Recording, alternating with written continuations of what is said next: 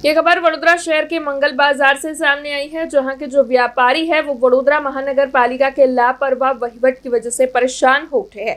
दरअसल वडोदरा महानगर पालिका की ओर से मंगल बाजार में पेवर ब्लॉक डलवाने की कामगिरी करवाई जा रही है, जिसकी वजह से वहां पर गड्ढे भी खोद दिए गए हैं।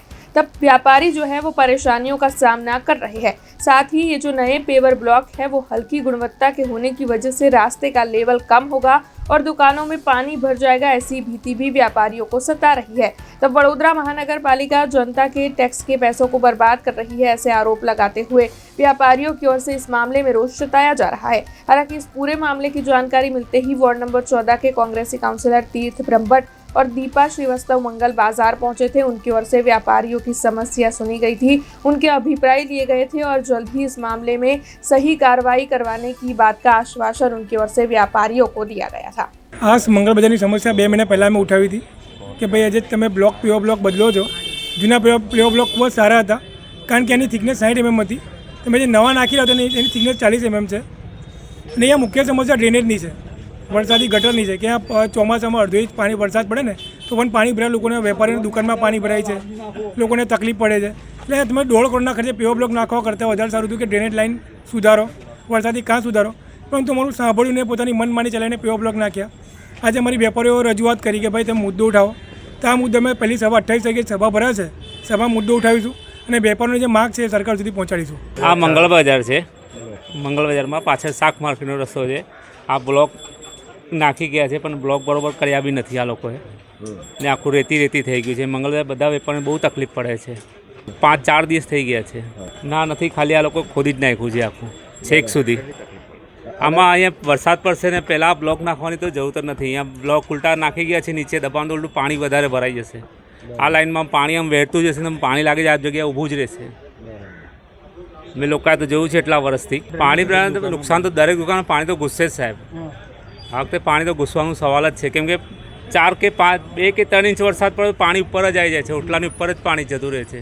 આ સરકારે માંગ રાખીએ છે ભાઈ વ્યવસ્થિત કામ કરે, થોડું વ્યવસ્થિત બ્લોક કરે તો સારું છે। બાકી આ બ્લોક બરોબર જ છે, બ્લોકને હટાવવાની જરૂર જ નથી, છેક સુધી તો બરોબર જ હતું। અને આજે જ્યાંથી આ બ્લોક લાગે છે એવું લાગે છે લોકોના દુકાનમાં આ વખતે પાણી ઘૂસવાના છે। મંગળ બજારના વેપારીઓને અમે કોલ કરીને બોલાવ્યા છે અને એમની જે ડિમાન્ડ છે, એમની જે માંગ છે, એમની માંગ એટલી છે કે જે જૂના અમારા જે બ્લોક હતા એ થોડા સ્ટ્રોંગ અને ઊંચી ક્વોલિટીના છે અને જે હમણાં જે નાખી રહ્યા છે એ બહુ જ લો કેટેગરીના છે અને એમના જે 40 થી 60 mmનું જે અંતર હોય છે એ પણ છે। તો જે અપડાઉન છે આના ગત સમય પહેલાં, આજથી 2 દિવસ પહેલાં અમે આ જ માંગ કરી હતી કે level maintain, that is a big project. અને જ્યારે તમે લેવલ જ મેન્ટેન ના કરતા હોય તો પછી તો આ તો નથી સારી વાત। જે અહીંયાના વેપારીઓનો રોષ છે એનો એવું છે કે આથી 2 મહિના પહેલાં બી આ વસ્તુ અમે માંગ મૂકી હતી કે જ્યારે કામ કરો તો પરફેક્ટલી એક જ ટાઈપના બ્લોક રાખો, પણ આ એક ટાઈપના બ્લોક ન રાખવાથી અપડાઉન થયું છે। આ મંગળ બજાર એટલે આપણું હાટ કહેવાય। અહીંયા દિવસ દરમિયાન એટલા બધા લોકો આવતા હોય, કોઈ 2 વ્હીલર લઈને આવે, કોઈ ચાલતું લઈને આવે અને એટલા જૂથમાં આ પાતળી ગલીઓમાં લોકો હોય છે। તો લોકોને આવવા જવા માટે જ્યારે અપડાઉન હશે તો શું એ પડે નહીં? શું એમનું વ્હીકલને બ્રેક મારીને અપડાઉન છે તો એમને દચકા નહીં લાગે? તો જ્યારે આટલું મોટું વસ્તુ હોય ને એના પર બેદરકારીથી કામ થતું હોય તો એમ લોકોએ અમને બોલાયા છે અને એમને માંગ મૂકી છે કે બને તો અમારું કામ થોડુંક વ્યવસ્થિત કરાવો।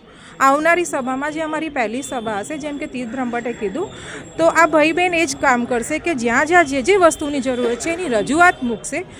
મારે અહીંયા જ દુકાન છે બાજુમાં અને છેલ્લા અઠવાડિયાથી આ ખોદેલું છે એટલે કોઈ વાહન અંદર આવી શકતા નથી। અને એના કરતાં બી મોટો પ્રોબ્લેમ એવો થશે કે આ લોકો જે રસ્તાનું લેવલ છે એના કરતાં 4 થી 5 ઇંચ ઊંચું કરી દે છે।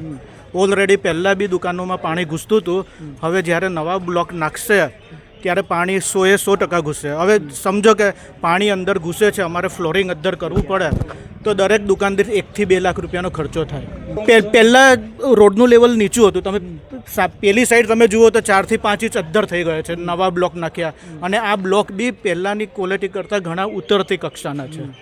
જે અમને 15-20 દિવસમાં ખબર પડી જ ગઈ છે. એટલે એકચ્યુઅલી બ્લોક બદલવાની જરૂર જ નથી, પણ જે પણ રીઝન હોય આ લોકોએ બદલ્યું છે તો પહેલાં કરતાં ખરાબ ક્વોલિટીનું કામ. હવે થવું જોઈએ, હજી રસ્તો ખોદેલો છે તો એનું લેવલિંગ પ્રોપર કરે અને પછી નવો બ્લોક નાખે, અમારી એવી ડિમાન્ડ છે. બની શકે, કેમ કે આ રસ્તા ખોદવાની ને નવો બનાવવાની કોઈ જરૂર જ નથી. રસ્તો ખોદે છે પછી ગટર લાઈન કરે છે તો ફિનિશિંગ પહેલાં કરતાં બી બગડી જાય છે.